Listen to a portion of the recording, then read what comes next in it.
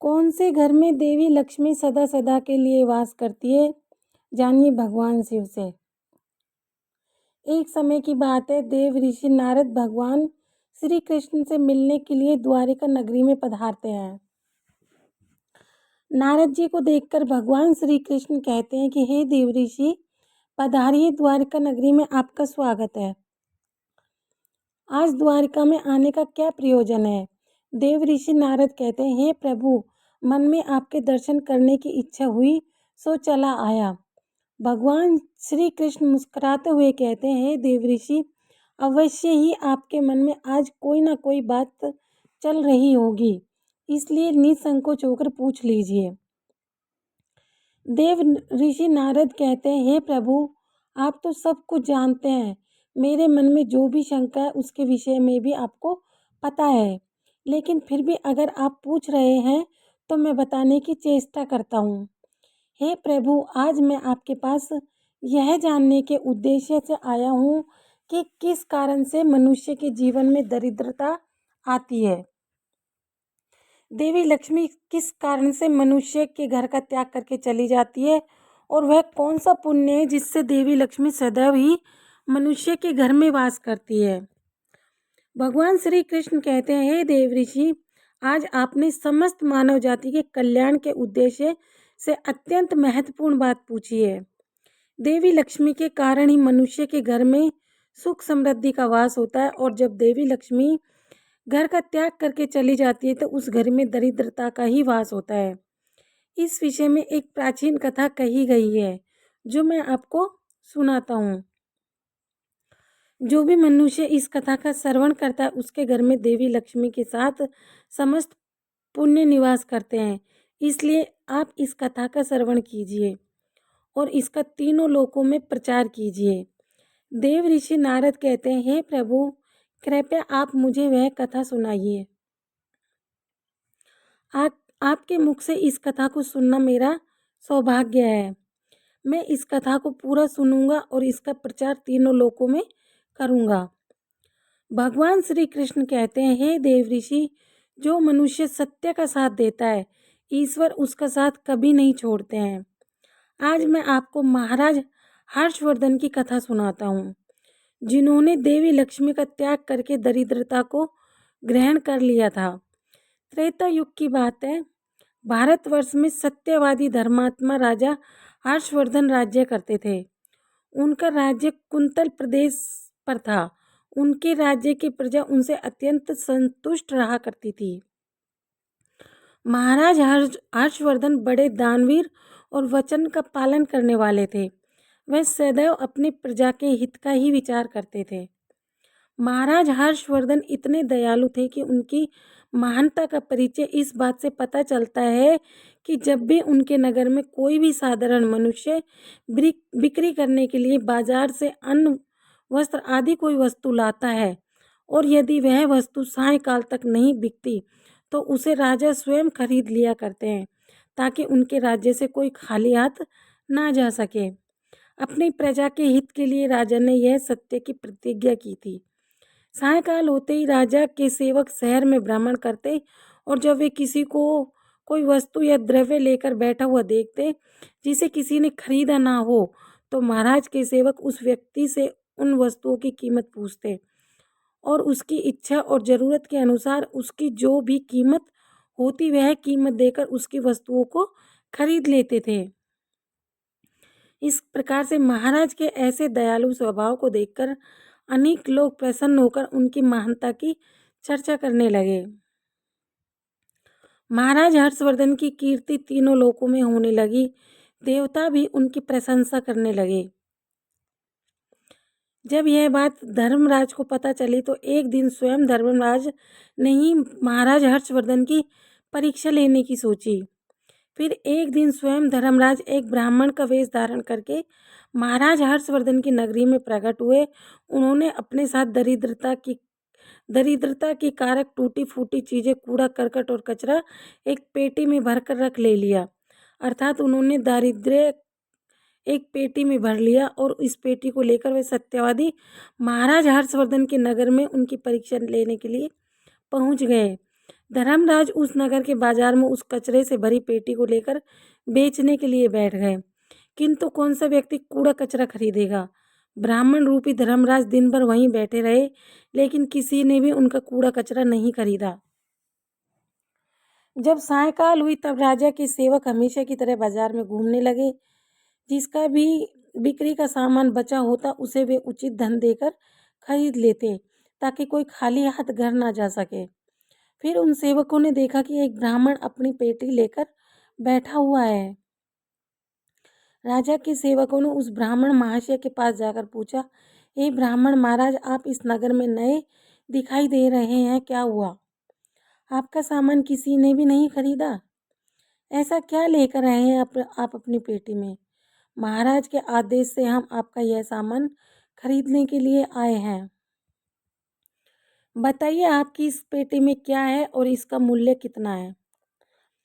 तब उस ब्राह्मण ने कहा, हे सैनिकों, मैं इस पेटी में दारिद्र्य लेकर आया हूँ, अर्थात कूड़ा करकट भर कर ले आया हूँ, और इसका मूल्य 1000 स्वर्ण मुद्राएं हैं। उस ब्राह्मण के मुख से ऐसे विचित्र वचन सुनकर वे सभी सैनिक हंसने लगे, और फिर उन्होंने उस ब्राह्मण से कहा, हे ब्राह्मण, आपकी पेटी में कूड़ा कचरा भरा हुआ है, इसे कौन लेगा? इसका मूल्य तो 1 रुपया भी नहीं है। फिर ब्राह्मण ने कहा, हे सैनिकों, यदि इसे कोई नहीं लेगा तो मैं इसे वापस अपने घर लेकर जाऊंगा। मैंने तो सुना है कि आपके महाराज यहाँ से किसी भी व्यापारी को खाली हाथ वापस नहीं जाने देते।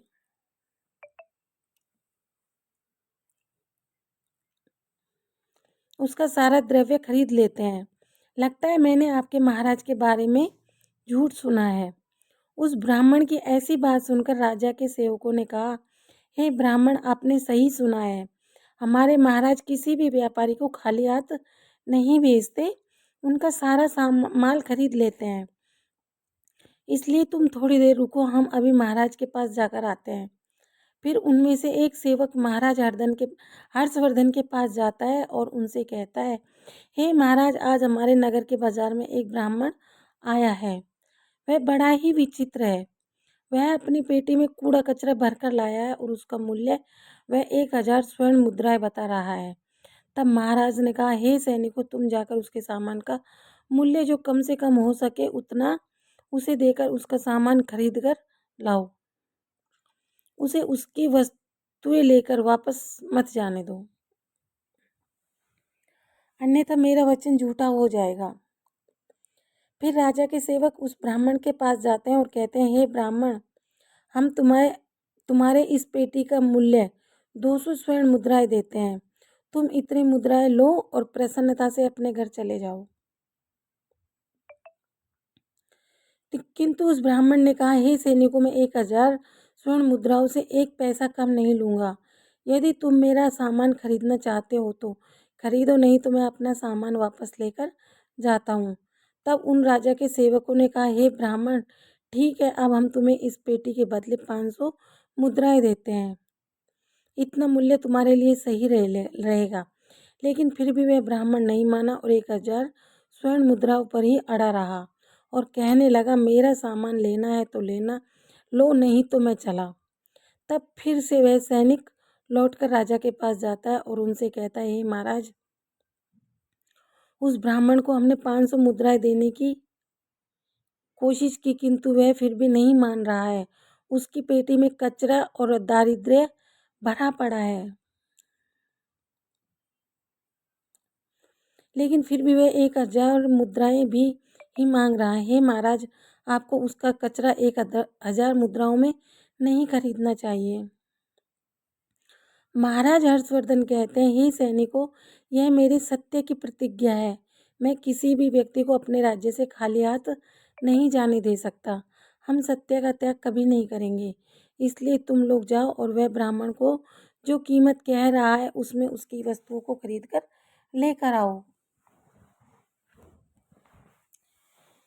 इसमें संकोच मत करो। फिर वह सिपाही ब्राह्मण के पास लौटकर आ गया। उन्होंने ब्राह्मण को 1000 स्वर्ण मुद्राएं दी और उसकी दारिद्र्य से भरी हुई पेटी ले ली। वह ब्राह्मण मुद्राएं लेकर चला गया और फिर सिपाही उस दारिद्र्य से भरी पेटी को लेकर राजमहल में लौट आए। फिर महाराज ने उस पेटी को राजमहल के अंदर रखवा दिया। रात्रि में जब सोने का समय हुआ तब महाराज के राजमहल के द्वार से एक अत्यंत सुंदर स्त्री निकली। उस स्त्री के 4 हाथ थे, हाथों में कमल पुष्प थे। उस सुंदर स्त्री ने नाना प्रकार के आभूषण धारण किए हुए थे। महाराज महल के बाहर बैठे हुए थे। जब महाराज ने उस अत्यंत सुंदर स्त्री को देखा तो महाराज आश्चर्य में पड़ गए और उन्होंने उस स्त्री से पूछा, हे देवी, आप कौन हैं? इस रात्रि के समय में आप यहाँ पर क्या कर रही हैं? आप कहाँ जा रही हैं? और महाराज की ऐसी बात सुनकर वह स्त्री बोली, हे राजन, मैं तुम्हारे राज्य की लक्ष्मी हूँ। आप सत्यवादी धर्मात्मा हैं, इसी कारण से मैं आपके राजमहल में निवास करती हूँ। किंतु आज आपके राजमहल में दारिद्र्य आ गया है और जहाँ पर दारिद्र्य रहता है उस स्थान पर लक्ष्मी निवास नहीं करती है। आज आपने एक पेटी में भरा दारिद्र्य अपने घर में रखा है, इसलिए अब मैं यहाँ से जा रही हूँ। तब महाराज हर्षवर्धन ने हाथ जोड़कर प्रणाम करके देवी लक्ष्मी से कहा, हे माँ लक्ष्मी, आपकी जैसी इच्छा। मैं अपने वचन और प्रतिज्ञा से बंधा हुआ हूँ। मैं अपना वचन नहीं तोड़ सकता। इस कारण से मैं उस दारिद्र्य से भरी पेटी को लेने से मना नहीं कर सकता था। कृपया आप मुझे क्षमा कीजिए। तब देवी लक्ष्मी महाराज के राजमहल का त्याग करके चली जाती है। थोड़ी देर बाद राजा ने एक बहुत ही सुंदर युवा पुरुष को राजमहल के दरवाजे से निकलते देखा। तो महाराज ने उससे पूछा, हे देव, आप कौन हैं? यहाँ पर कैसे आए और आप कहाँ जा रहे हैं? उस सुंदर पुरुष ने कहा, हे राजन, मेरा नाम दान है। आप सत्यवादी धर्मात्मा हैं, सदैव धर्म का पालन करते हैं, इसी कारण से मैं आपके राजमहल में निवास करता था। किंतु अब देवी आपके राजमहल को त्याग कर चली गई है। लक्ष्मी के बिना आप दान कहाँ से करेंगे? इसलिए मैं भी आपको छोड़कर जा रहा हूँ। तब महाराज हर्षवर्धन बोले, हे देव, ठीक है, जैसी आपकी इच्छा, आप भी जा सकते हैं, किंतु मैं अपने वचन को तोड़ नहीं सकता। फिर वह दान भी महाराज को छोड़कर चला जाता है। उसके बाद अन्य एक सुंदर पुरुष राजमहल से निकलता हुआ दिखाई पड़ा। तब महाराज ने उससे पूछा, हे देव, आप कौन हैं और आप कहाँ जा रहे हैं? तब उस पुरुष ने कहा, हे राजन, मैं यज्ञ हूँ। आप सत्यवादी धर्मात्मा, आप सदैव दान धर्म करते थे, इस कारण से मैं आपके राज्य में निवास करता था। किंतु आप देवी लक्ष्मी और दान आपका घर छोड़कर चले गए हैं, इसलिए मैं भी जा रहा हूँ, क्योंकि लक्ष्मी के बिना यज्ञ नहीं किया जा सकता और दान के बिना यज्ञ संभव नहीं हो सकता, इसलिए मैं भी आपका त्याग करके जा रहा हूँ। महाराज हर्षवर्धन ने कहा, हे देव, ठीक है, जैसी आपकी इच्छा, आप भी जा सकते हैं, किंतु मैं अपने वचन का त्याग नहीं करूँगा। फिर वह यज्ञ भी महल को छोड़कर चला गया। फिर कुछ दिन बाद एक अन्य सुंदर पुरुष राजमहल से जाता हुआ दिखाई देता है। तो राजा ने उनसे भी पूछा, हे महाशय, आप कौन हैं और राजमहल छोड़कर क्यों जा रहे हैं? तब उस पुरुष ने कहा, हे राजन, मैं यश हूँ। आपके पुण्य के कारण मैं आपके घर में निवास कर रहा था, किंतु अब आपके घर से लक्ष्मी, दान, यज्ञ आदि सब चले गए हैं, तो मैं उनके बिना यश की प्राप्ति नहीं हो सकती। इस कारण से मैं भी यहाँ से जा रहा हूँ। तब राजा ने उन्हें भी नमस्कार किया और आदर पूर्वक जाने दिया। फिर उसके बाद अन्य एक सुंदर स्त्री राजमहल से निकली, जिसने सुंदर वस्त्र परिधान किए हुए थे। उसे देखकर राजा ने पूछ लिया, हे देवी, आप कौन है और आप किस कारण से मेरे राजमहल का त्याग कर रही हो? तब वह स्त्री बोली, राजन, मैं कीर्ति हूँ। लक्ष्मी, दान, यज्ञ, यश ने भी आपका साथ छोड़ दिया है, तो उनके बिना मैं आपके राजमहल में नहीं ठहर सकती, इसलिए मैं भी जा रही हूँ। तब राजा ने उन्हें भी जाने दिया। फिर अंत में एक अत्यंत सुंदर पुरुष राजमहल से निकला और उसे देखकर राजा ने पूछा, हे देव, आप कौन हैं और आप भी हमारे राजमहल को छोड़कर क्यों जा रहे हैं? तब उस पुरुष ने कहा, हे राजन, मैं सत्य हूँ। आप एक सत्यवादी धर्मात्मा हैं, इसलिए मैं आपके यहाँ पर निवास करता था। किंतु अब आपके यहाँ से लक्ष्मी, दान, यज्ञ, यश, कीर्ति आदि सब चले गए हैं, तो मैं भी यहाँ से जा रहा हूँ। तब महाराज हर्षवर्धन ने कहा, हे सत्य, आप भी मेरा त्याग कर रहे हैं, किंतु मैंने तो आपका कभी त्याग ही नहीं किया। आपका त्याग ना करने के कारण ही सभी मुझको छोड़कर जा रहे हैं, इसलिए आप मुझको छोड़कर कैसे जा सकते हैं। मैंने अपने सत्य वचन का पालन करने के लिए ही दारिद्र्य को अपने घर में रखा था। मैंने संसार के कल्याण के लिए यह वचन दिया था कि मेरे राज्य से कोई भी खाली हाथ नहीं जाएगा। जो भी मेरा राज्य में कोई वस्तु बेचने आएगा, यदि उसकी वस्तु कोई नहीं खरीदेगा तो उसे मैं खरीद लूँगा। इसलिए मैंने अपने सत्य वचन का पालन करने के लिए उस ब्राह्मण को 1000 स्वर्ण मुद्राएं देकर उससे दारिद्र्य को खरीद लिया। उसी दारिद्र्य की पेटी के कारण देवी लक्ष्मी ने गुस्से में आकर कहा कि उस स्थान पर निवास नहीं करती जिस स्थान पर दारिद्र्य रहता है, और लक्ष्मी देवी के जाते ही यज्ञ, दान, यश, कीर्ति सब मुझे छोड़कर चले गए हैं। मेरे सत्य वचन का पालन करने के लिए ही मैंने उन सभी को जाने दिया, और अब आप भी मुझे छोड़कर जा रहे हैं। महाराज हर्षवर्धन की बात सुनकर वह सत्य बोला, हे राजन, यदि आपने मेरे लिए ही इन सब का त्याग किया है तो ठीक है, मैं आपका राजमहल छोड़कर नहीं जाऊंगा। आप सचमुच बड़े पुण्यात्मा और सत्यवादी हैं, इसलिए अब से मैं आपके राजमहल में ही निवास करूंगा। और वह सत्य फिर से राजमहल में लौट गया।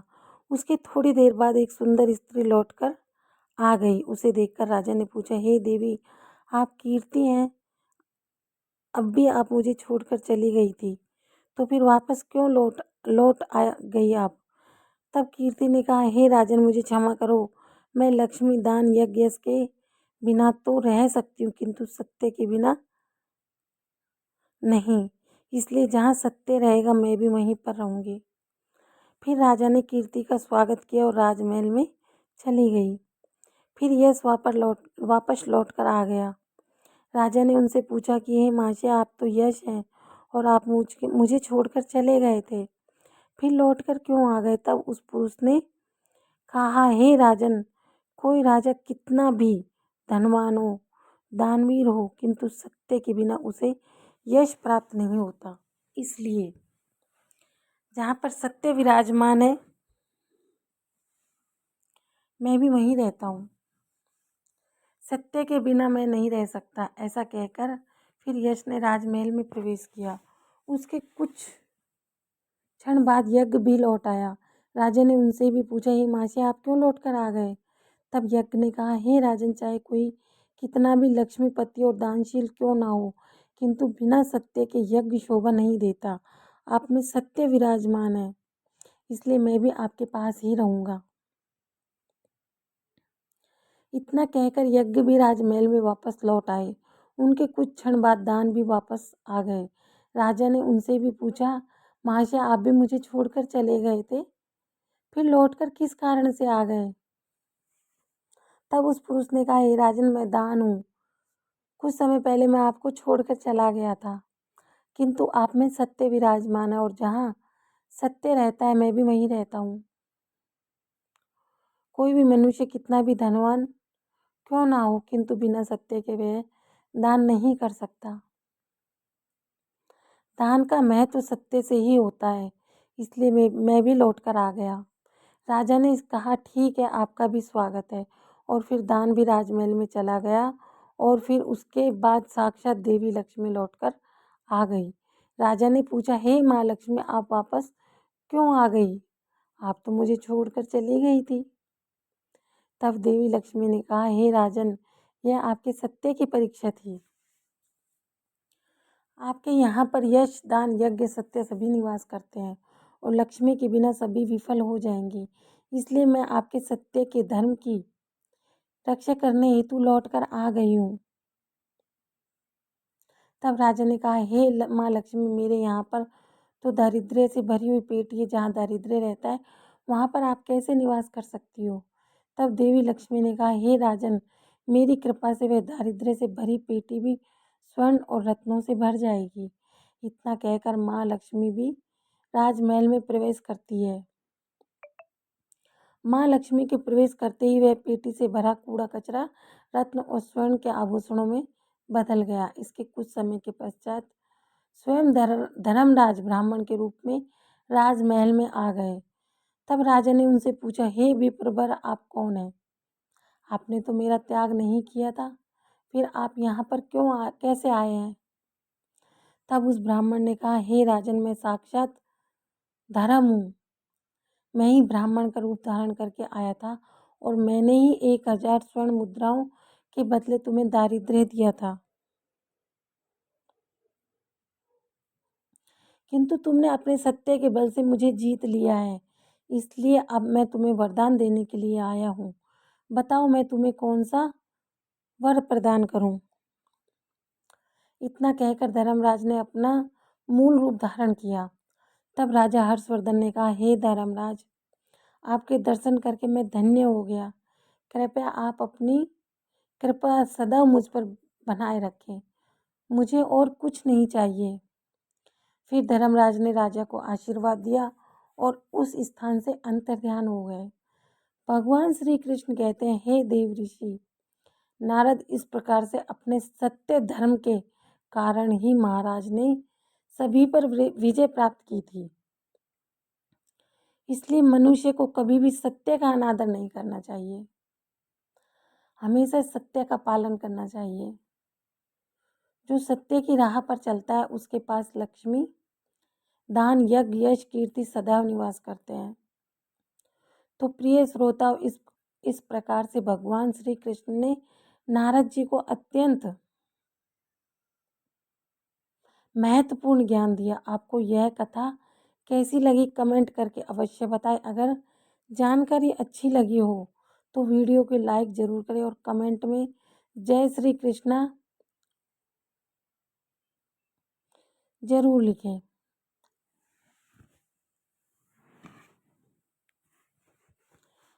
दोस्तों, आपको मेरी वीडियो कैसी लगी?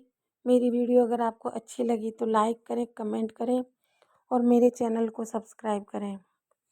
मेरे प्यारे दोस्तों, मैं आप लोगों के लिए बहुत अच्छी अच्छी वीडियो बनाती हूँ, बहुत मेहनत करती हूँ। प्लीज़ मेरे चैनल को सब्सक्राइब कर लीजिए। जय महालक्ष्मी दोस्तों।